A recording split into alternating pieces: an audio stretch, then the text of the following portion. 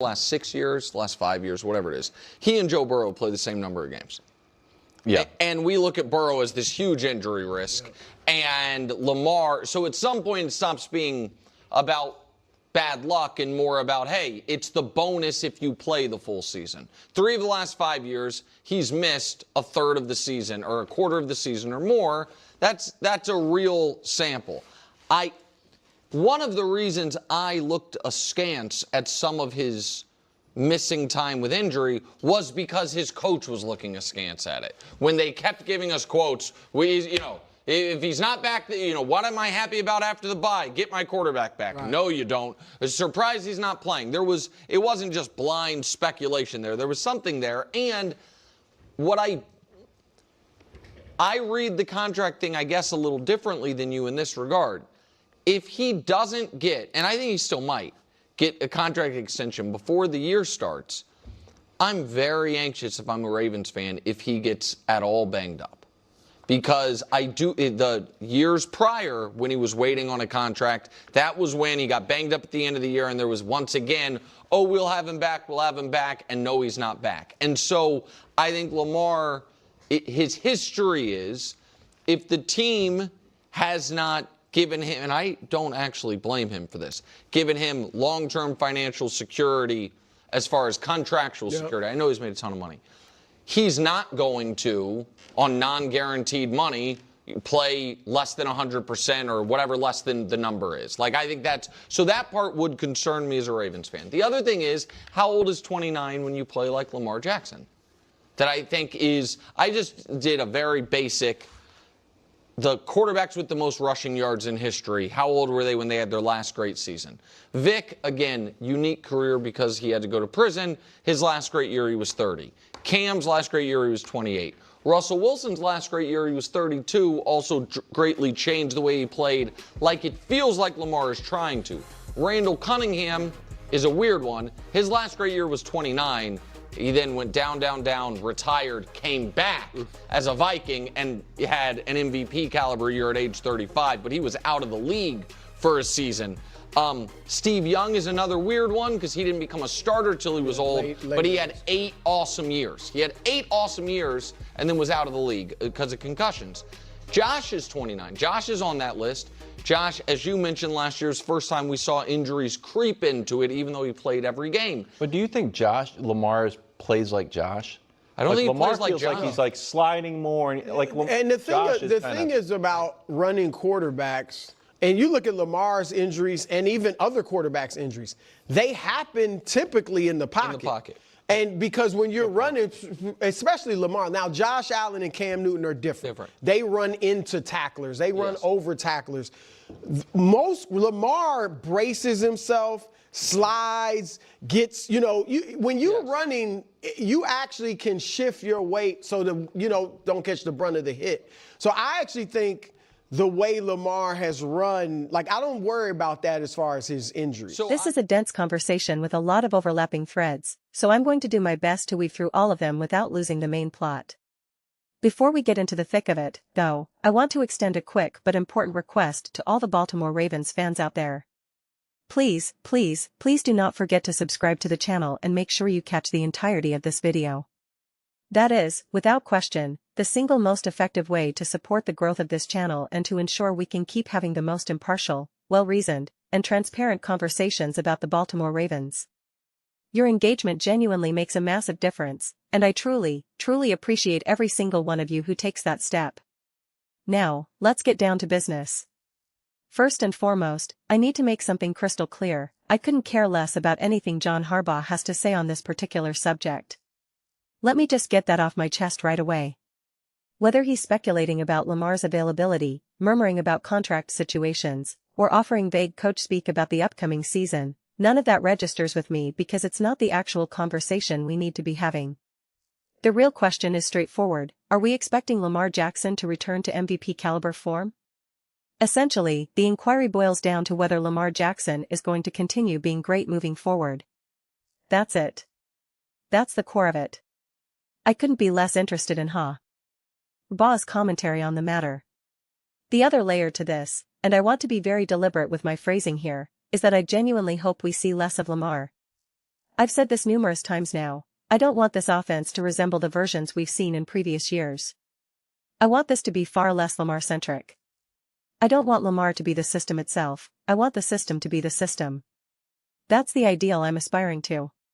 Here's the reality check. Matthew Stafford posted ridiculous numbers not solely because he's an elite quarterback, but because the system around him generated a ton of production. That's what I want to see. If we're talking about an MVP caliber season, I want it to materialize because the offensive framework is humming, not because we're witnessing Lamar Jackson deliver one acrobatic highlight reel play after another. I've been very, very clear about that from the very beginning. Now, the other aspect worth addressing is the way people categorize mobile quarterbacks. I find it amusing how the list of aging quarterbacks gets compiled, yet Patrick Mahomes is somehow never included. And if the rebuttal is, well, Mahomes isn't as mobile as those other guys, then why do we constantly pretend he's this dual-threat phenomenon? He's the one who created the list, not me, so don't get upset with me for pointing out the inconsistency. That's just a side note, though. But when we shift to the conversation about aging and the comparisons to Steve Young, Randall Cunningham, and players from that era, I have to push back strongly. These are completely different eras, different styles of play, different coaching philosophies, different sizes of defenders, and entirely different rule sets. Tom Brady has spoken about this at length. The NFL's regulations have undergone fundamental transformations. The way defenses can contact you, the physical profile of defensive backs, it's all different. Brady himself has noted that later in his career, he was throwing passes to receivers in windows that he would have never even considered targeting earlier in his tenure. That's Tom Brady, a guy who knows what it's like to play quarterback at the highest imaginable level. I think we can all agree on that. He's also one of the few quarterbacks who has actually competed across multiple generations of football, witnessing rule changes, defensive philosophies, and offensive evolutions firsthand. That's the one thing you absolutely cannot take away from him. So, I always take issue with era comparisons. I really struggle with them, deeply. Once we go back further than about 2015, I start to get skeptical. When did they change the rules about how hard you can hit a quarterback?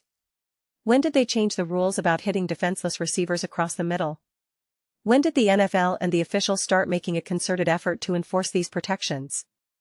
Everything shifts. Bruce said something I've also echoed, which is that quarterbacks actually get her more often in the pocket. I've been making this point repeatedly in my Jaden Daniels videos to convince Commanders fans that what I'm saying is accurate. The number one way quarterbacks sustain injuries is in the pocket because you're less prepared for the contact. When you're running, you're more braced for it. Designed runs are generally safer than standing in the pocket and taking a hit, or even scrambling, because on a designed run, you're running with intention, you have blocking schemes in front of you, and you can get out of bounds or slide.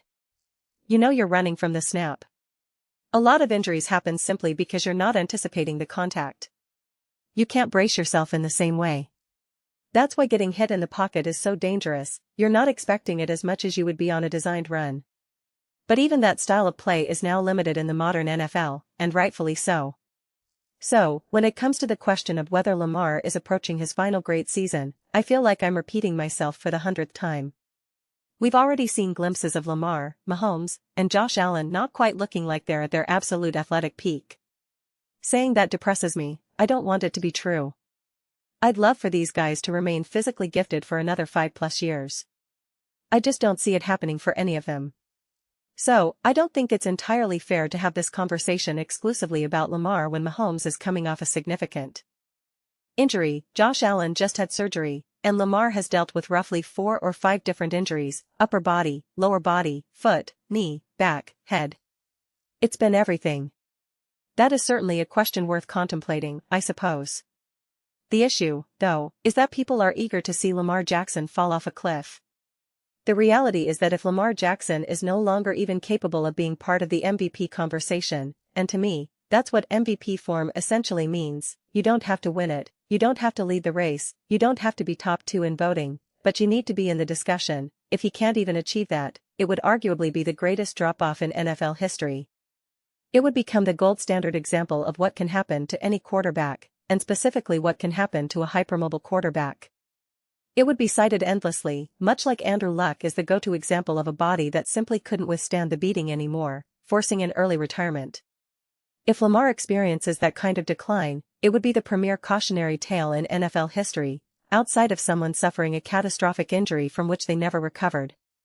Even if Lamar loses some athleticism, even if Mahomes and Allen lose a bit of what made them truly special, that synergy of being able to do everything at an incredibly high level, there should still be enough talent in other areas of their game, and even in their diminished athleticism, to remain effective. GHTLY slowed down. Lamar is still a player I'd take over other quarterbacks who are also considered athletic and mobile. Lamar, especially, is levels above in that area. But again, I want to see a boring Lamar this season. I don't want the excitement. I don't want the crazy box scores. I'm looking for a completely different style of offense. That's what I'm personally hoping for. I still want the Lamar flavor, of course, and I've talked about how that falls on Declan Doyle to bring out. We've seen Brock Purdy run this kind of offense, Jordan Love run it, and Matthew Stafford run it, these more prototypical systems that everyone aspires to implement. We've never had a quarterback like Lamar in that situation, so I'm excited to see that flavor, but that's still not the foundation to me. It's an extra 20%. You can add that creative element, that chess match ability that you wouldn't have with a Purdy or a Love, simply because of what Lamar can do athletically. But I don't want it to flip to 80% Lamar and 20% system. That's not what I want to see at all. That's going to be up to Declan Doyle and Lamar to figure out how that marriage works. It becomes a different conversation about what Lamar needs to do and the type of quarterback he needs to be to stay in the MVP conversation. Stafford won an MVP in a completely different way than Lamar did. Different paths to the same destination. But I'll say this one last time, if Lamar is not back in MVP form, it will be one of the greatest FALLs in NFL history. Those are just my thoughts, though. I'd absolutely love to hear yours. What do you all think about Lamar Jackson? Do you think he'll return to MVP form? Have we already seen his best days behind him? Let me know in the comments below. I read every single one, whether you agree or disagree. Let's get into some discussions, some respectful debates, but ultimately, let's have some fun. Please do consider subscribing. We're building an amazing community here, and I'd love to see you part of it. I want to build something we all feel connected to, something we're excited to be part of.